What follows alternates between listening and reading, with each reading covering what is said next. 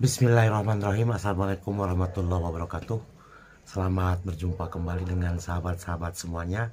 Pada kesempatan kali ini kita akan membahas tentang Satrio Piningit dengan judulnya yaitu Satrio Piningit mulai menghilang. Selamat menonton.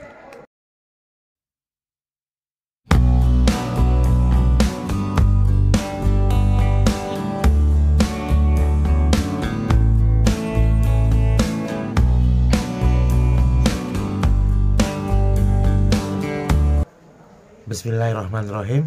Saudaraku, pada awalnya seorang Satrio Piningit yang menjadi budak Anggon itu terdeteksi jumlahnya ribuan. Kemudian dia naik menjadi Satrio Piningit, jumlah pun masih ribuan. Akan tetapi ketika naik menjadi seorang Pendeta Ratu, itu adalah hanya sekitar 17 atau 11 orang. Itu masih terdeteksi. Akan tetapi setelah beliau dibayar menjadi seorang Ratu Adil, barangkali mungkin kalimatnya seorang Imam Mahdi, itu sulit terdeteksi.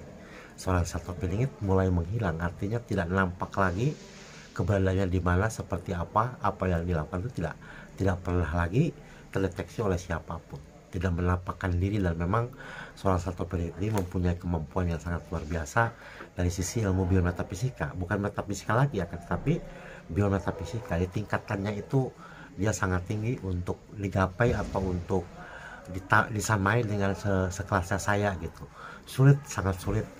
Mungkin seorang Satrio Piningit ini, apakah dia sudah berada di Jakarta ataukah dia masih berada di wilayahnya, mungkin saja masih di Jawa Timur, mungkin masih di Kalimantan atau di tempatnya masing-masing, tapi sudah tidak nampak bahwa beliau itu berada di lokasi yang biasa sehari-hari atau di rumahnya, itu tidak nampak. Ada kemungkinan dia sedang menjalankan tugas apa yang diperintahkan oleh leluhurnya, ataukah dia memang sedang menjalankan keinginannya. Itu kan ada dua. Yang jadi masalah kan kalau perintah leluhurnya yang terakhir kan barangkali selain dia kelak menjadi seorang presiden, mungkin juga harus memakmurkan rakyatnya. Nah ini kalau yang repot kan keinginan pribadi yang kita tidak tahu apakah itu perintah dari dirinya, dari korin dirinya atau korin leluhurnya. Ini yang bagi saya itu was-was, karena sesungguhnya seorang Satrio Piningit itu punya kemampuan yang luar biasa. Dia dapat menghindari atau dapat memunculkan sesuatu yang di luar nalar. Karena sesungguhnya seorang Satrio Piningit itu mempunyai kemampuan ilmu, salah satunya yaitu teleportasi, kemudian juga malih jiwa, macam-macam. Jala Badra, hampir semua ilmu-ilmu raja-raja Nusantara itu ada pada diri yang disebut dengan seorang Satrio Piningit. Itu Satrio Piningit yang sejati, yang lulus, yang sudah dibayar pada tahun 2019 yang lalu menjadi seorang Ratu Adil. Dan Ratu Adil di alam biometafisika itu pun harus dibuktikan di alam nyata. Disampaikan itu sebelumnya bahwa seorang Satrio Piningit yang lulus menjadi Ratu Adil kemungkinan itu bukan orang terkenal atau tidak muncul dari TV-TV, di berita, itu bukan. Akan tetapi ada kemungkinan beliau adalah merupakan sebuah keturunan raja-raja terdahulu, mungkin juga keturunan dari keluarga Nabi besar Muhammad SAW, mungkin dari keluarga Siti Fatimah atau siapa ya, saya kurang begitu tahu. Ketika memang di dalam dirinya itu sudah diliputi cakra putih atau yang disebut cahaya ilahi Robi barangkali, kemudian juga ada naga di atas di bawah, sulit untuk tembus untuk menggapai ke beliau, sangat sulit. Sedangkan beliau dengan mudah melihat saya gitu. Saya membicarakannya beliau pasti tahu, suka atau tidak suka pasti tahu beliau, karena mempunyai ilmu yang mumpuni, yang tidak ada barangkali di bumi, bahkan di dunia. Itulah seorang Satrio Piningit. Kemampuan ilmunya itu bisa bayangkan, kalau tidak salah itu hampir 900 ilmu dia kuasai. Dan ada yang dari memang keturunan dari raja terdahulu, ataupun yang dia memang mempelajari sendiri tanpa dengan sengaja. Jadi ilmu yang dia dapatkan itu selain keturunan dari keluarganya, dari trah raja atau dari trah kiai, mungkin itu dari Sunagalu, mungkin dari Majapahit, mungkin dari Padang, Singosari, atau dari Bone, atau mungkin campuran. Saya sendiri merasa kesulitan untuk menggapai di mana keberadaan beliau. Tapi yang namanya korennya terbaca, karena sesungguhnya koren Satrio Piningit itu kan di mana-mana. Dia dapat dengan mudah mengetahui kejadian-kejadian pada saat sekarang. Itulah seorang Satrio Piningit yang sejati yang memang lulus menjadi seorang ratu adil. Beliau dengan mudah melihat saya, dengan mudah mendengar ucapan saya, tetapi saya kesulitan untuk melihat beliau. Kalau dulu masih bisa berkomunikasi lah dengan beliau, kalau sekarang sulit.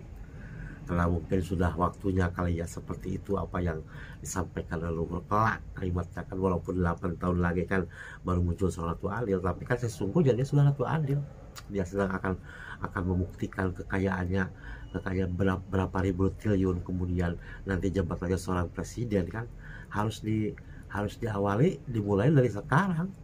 Apalagi nanti kan besok udah tahun 2023, anggelingnya sedap. Kalau saya pikir kan, bagaimana kalau salah satu Piningit nanti apa seperti Satrio Piningit di zaman dahulu kan, tidak lulus gitu kan, kemudian dia menggapai sebuah malapetaka di berbagai daerah kan repot, walaupun tidak masuk akal. Tapi itu kemungkinan terjadi karena dia mempunyai ilmu yang di luar nalar dan sulit untuk dijabarkan secara ilmiah oleh siapapun. Itulah salah satu Piningit. Dari awalnya seorang budak Angol tidak memiliki kemampuan metafisika, dia naik menjadi Satrio Piningit, baru mulai bisa berbicara dengan bahasa gaib, kemudian naik lagi, wah sulit untuk menggapai untuk menyamai setaraf ilmunya dengan seorang Satrio Piningit sejati. Sulit, sangat sulit saudaraku. Nah, bahkan di dalam alam biometafisika, bahwa seluruh alam termasuk bangsa jin dan tin itu tunduk dan patuh terhadap Satrio Piningit yang sejati, yang asalnya dari Indonesia. Yang menurut pendapat saya itu ya memang dari Indonesia. Tinggal kita lihat ke depan apakah betul ucapan yang disampaikan oleh leluhur atau oleh saya itu betul kan. 8 tahun ke depan itu akan muncul seorang presiden, seorang Satrio Piningit yang kekayaannya udah melampaui batas.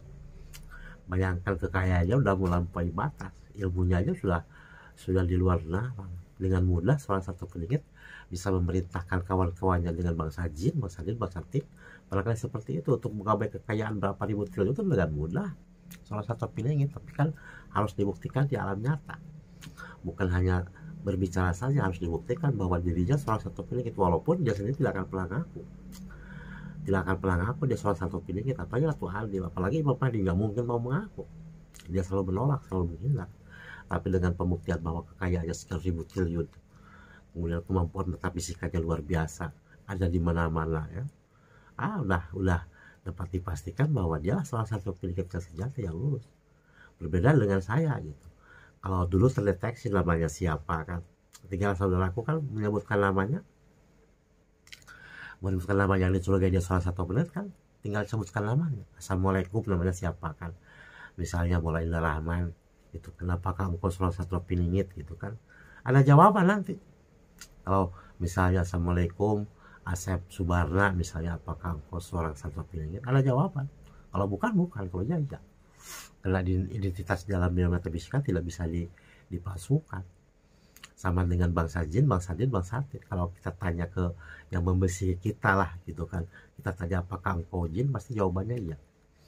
Yang membesiki saya, apakah engkau jin, pasti jawabannya iya. Apakah kau jadi kafir, ada kemungkinan jadi kafir, ada kemungkinan jadi Islam. Kalau jadi siapa sulit, jadi siapa itu tidak bisa membisiki kita di alam biometafisika, sulit, karena mereka itu terpenjara oleh peraturan yang memang di bangsa jin, bangsa tin, di bangsa tin itu punya peraturan tersendiri. Jadi yang membisiki hati kita, yang membisiki pikiran kita, terutama hati, ketika kita berbicara, memberitakan sesuatu, tanya dulu identitasnya, apakah jin, apa tin. Jadi tidak bisa berbohong untuk urusan identitas diri bangsa jin, bangsa tin akan terbakar. Nah, seperti itu saudaraku, jadi mulai saat ini kita mesti waspada, karena apakah seorang Satrio Piningit ini dengan menghilang itu menjalankan tugas leluhurnya, ataukah kita akan dibantai habis, barangkali seperti itulah.